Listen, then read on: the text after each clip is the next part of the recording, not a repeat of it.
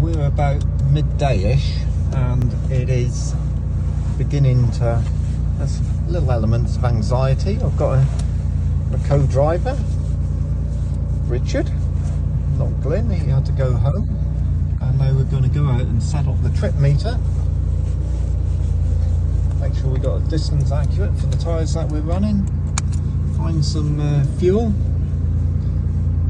James heading for Fordy's car. He's sitting in beside him, and let's go and